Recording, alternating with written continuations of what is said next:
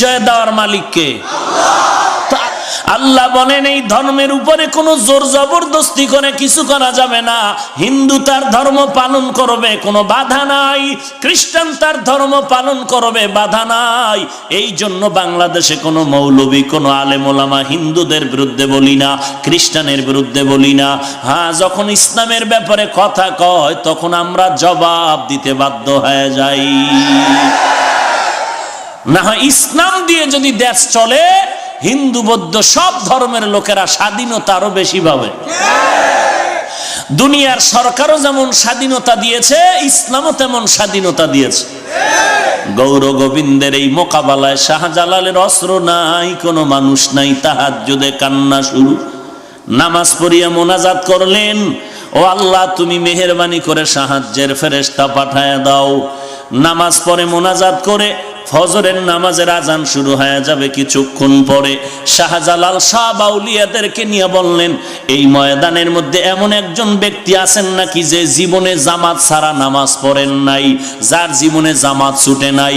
নাসিরউদ্দিন নামের একজন ওলি কামেল দাঁড়ায় গেলেন আর বললেন, ও আমার শায়েখ, আমি নাসিরউদ্দিন জীবনে যতবার বালেগ হওয়ার পরে নামাজ পড়েছি, একটা নামাজও জামাত ছাড়া পড়ি নাই। শাহজালাল বলে, দেরি নাই, আপনার পবিত্র জবানে ফজরের আজানটা দিতে হবে। যখন নাসিরউদ্দিন নামের ওলিয়ে কামেল দাঁড়াইয়া ফজরের আজান দেওয়া শুরু করলেন, সাথে সাথে গৌর গোবিন্দের জমিনে ঝালঝালা শুরু হয়ে গেল। আজান চলতেছে, গৌর গোবিন্দের জমিন কাঁপতেছে কাঁপতেছে। আজানটা শেষ হতে না হতে গৌর গোবিন্দ ধ্বংস হয়ে গেল। ওরে বাংলার মুসলমান যারা জেহাদ করার নামে অস্ত্র নিয়ে দৌড়াচ্ছ, অস্ত্র দ্বারাও হত্যা করবা, এই দেশে ইসলামের বিপ্লব ঘটাইবা। শাহজালাল তো সিলেটের জমিনে বিপ্লবের জন্য অস্ত্র ধারায় নাই, এখনো তো আজান চলে, তাহাজ্জুদ চলে। তার আজানে যদি গৌর গোবিন্দের পতন হয়, তোমার আজানে কেন হয় না? অস্ত্র নিয়ে মাস্তানি করিস না, আমার মাওলার সাথে যোগাযোগ ঠিক কর। আল্লাহ সবাইকে কবুল করেন। ইয়া আইয়ুহাল্লাযীনা আমানুত্তাকুল্লাহা ওয়া কুলু কাওলান সাদীদা। ভয় করব কাকে?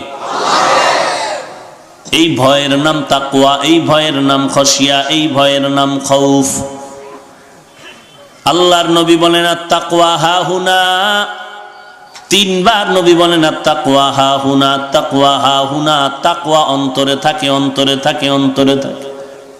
তাকওয়া কই থাকে? অন্তরে থাকার জিনিসটা দেখা যায়? বলেন আত-তাকওয়া ফিত তাআ হুয়াল ইখলাস। তাকওয়া ইবাদতের বেলায় তরজমা হবে ইখলাস। ইখলাস কাকে বলে? আল্লাহ বলেন, ওয়ামা উমিরু ইল্লা লিয়াবুদুল্লাহা মুখলিসিনা লাহুদ্দিন। তাসফিয়াতুল আমালি মিন তালাবি আওয়াজিন ওয়া গরজি আরজিন ওয়া রুইয়াতি রিয়াইন। ইখলাস এমন একটা আমল যেটা কোনো দুনিয়ার বিনিময়ে করবে না, আল্লাহর মোহাব্বতে করবে, কোনো উদ্দেশ্য নিয়ে নয়, বিনিময় ছাড়া করবে, আল্লাহর মোহাব্বত নিয়ে, দুনিয়ার গরজে নয়, কাউকে দেখানোর জন্য না। যা করব কার জন্য? ইন্না সালাতি ওয়া নুসুকি ওয়া মাহইয়ায়া ওয়া মামাতি লিল্লাহ ওয়া মামাতি লিল্লাহি রাব্বিল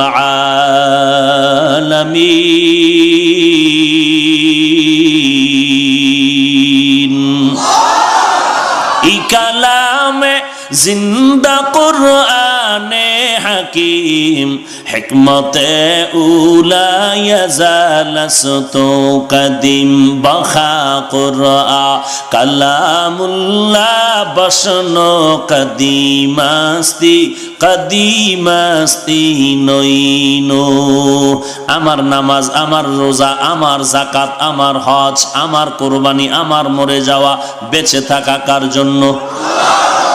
ওই যে শুরুতে বলেছিলাম, ভুলে গেছেন নাকি? মানুষের জীবনে আসল কতজন বলছিলাম? এক নম্বরে কে? তারপরে কে? আল্লাহ আমার আসল, নবী আমার আসল।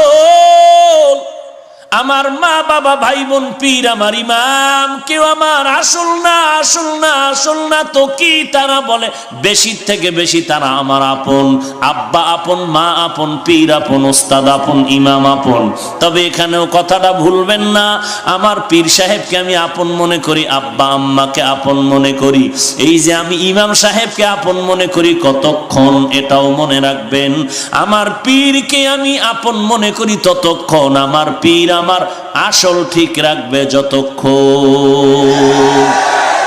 আসল কে? তারপরে কে? অতএব আমি আমার পীরকে মানি ততক্ষণ, পীর আমার আল্লাহ এবং নবী মানবে যতক্ষণ।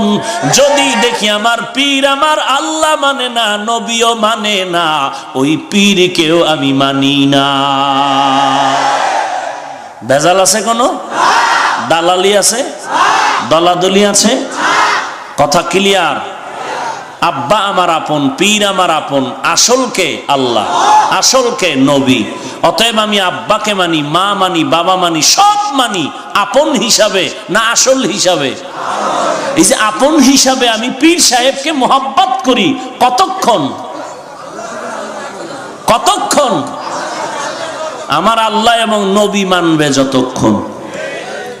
এই কথা যদি আপনারা দিলে রাখেন, তাহলে কোন গাঞ্জাখোর পীরকে আপনি পীর মানবেন না। সিনেমা হল আসেনি বাংলাদেশে?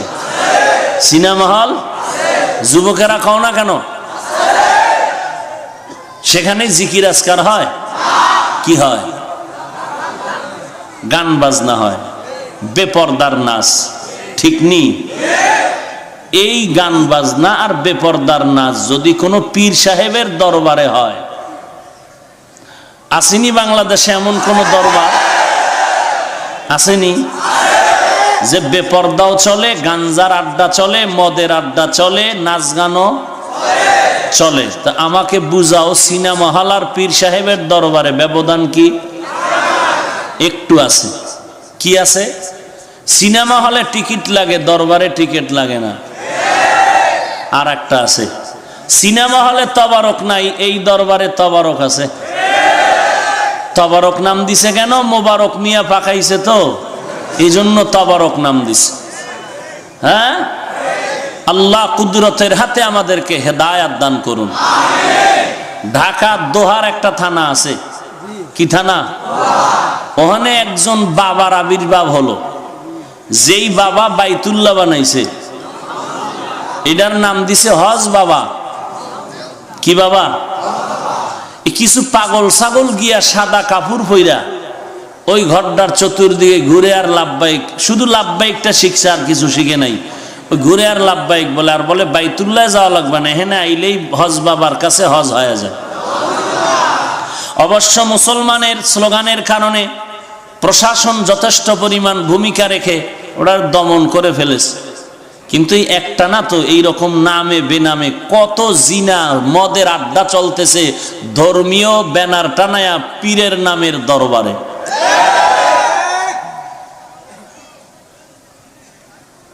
সমস্যা হয় না? তুই আবার আসিও তো এই দরবারওয়ালা এক থানায়।